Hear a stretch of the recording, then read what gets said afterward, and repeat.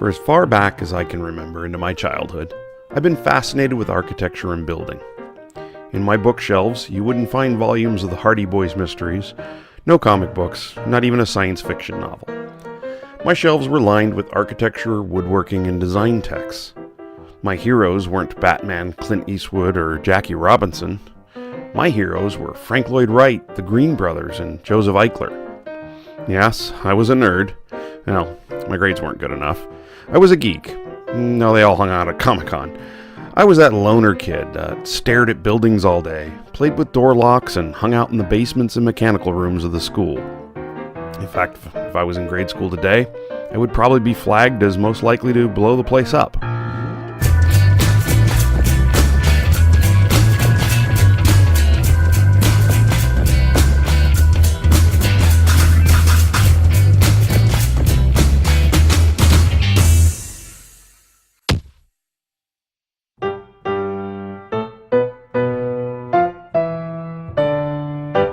My love of architecture and building is what makes me enjoy travel.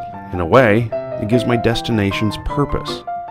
So when some friends extended an invitation to their wedding that was to be held in Pasadena, I had to take the opportunity to extend my visit and take Heather on a golden tour of one of Southern California's most architecturally rich cities.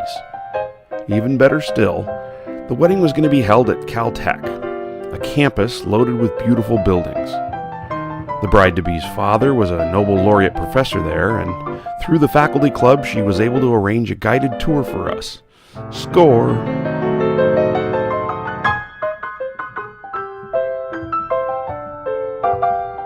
First order of business was to find a place to stay. In the arts and crafts capital that is Pasadena, I couldn't be staying at any old Holiday Inn. I wanted to stay in a bungalow, so I combed AirBnB until I found the right one. I settled on this guest cottage in a backyard oasis on the border of South Pasadena. The location was nicely situated between the Caltech campus and the reception location and really close to the heart of Pasadena. Christine and Jasper are amazing hosts, and their guest house is perfect for a weekend or an extended getaway. The space is laid out nicely and perfectly equipped. The adjoining patio and lap pool make for an ideal spot to have morning coffee, an afternoon drink, or even late evening conversation with the charming hosts. Christine and Jasper are a delightful couple with an intriguing background. They're warm and outgoing, yet also respectful of your privacy. They're very attentive to any of our needs and made us feel very comfortable. I'll put a link to their listing down in the comments. One of the first places we visited was the Rose Bowl Stadium.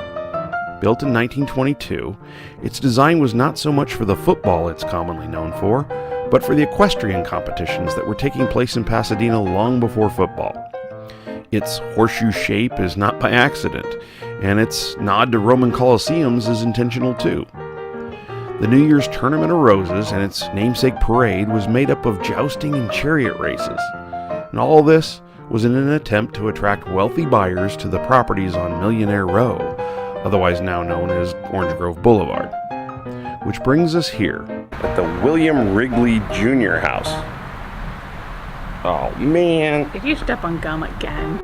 Yep, that Wrigley, the chewing gum magnate. His home was across the street from the origin of the parade, and his wife loved the parade so much that they went on to leave the house to the Tournament Association, who is now headquartered in the back.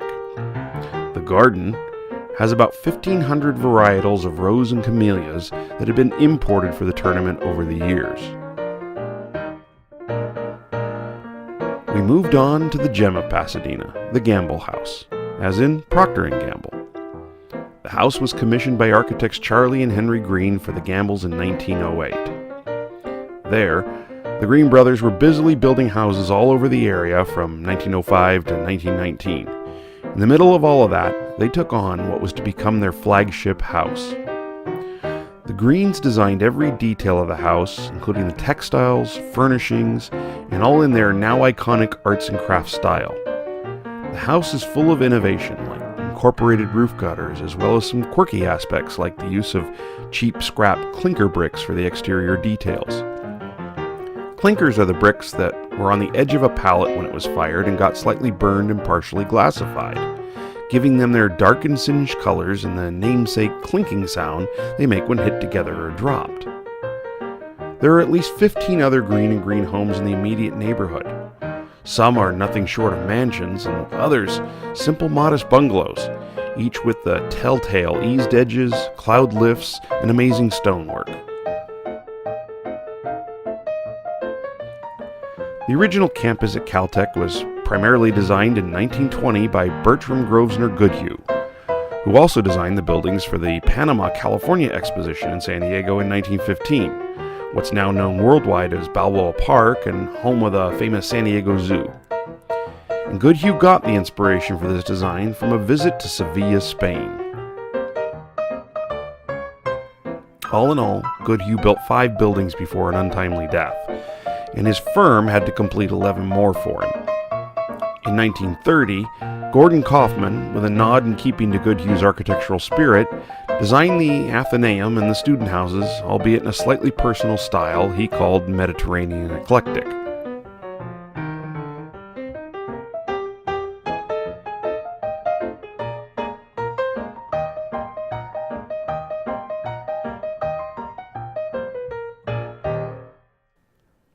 We met up with a wedding party for a late afternoon pub crawl through Pasadena's downtown along Colorado Boulevard and romantic old Route 66.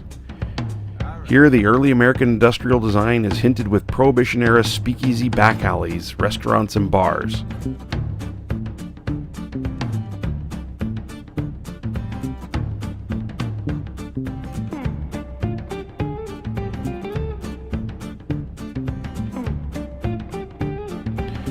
We chose to dine at the highly rated and a little bit overrated Cafe Santorini.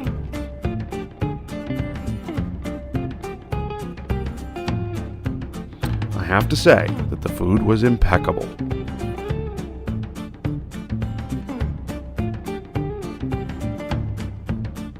Yet they seemed to want to turn as many tables as possible and had us crammed in assholes to elbows with no room even for the servers to do their job properly. The noise level was also outrageous. It made basic dinner conversation virtually impossible. In my mind, the thing I remember was getting out of Texas. In our busy weekend, we were barely able to scratch the surface of all the architectural awesomeness that Pasadena has to offer.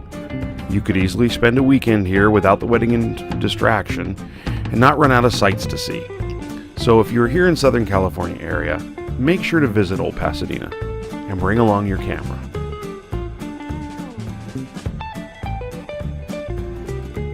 If you like this video and would like to help others find it, smash that like button.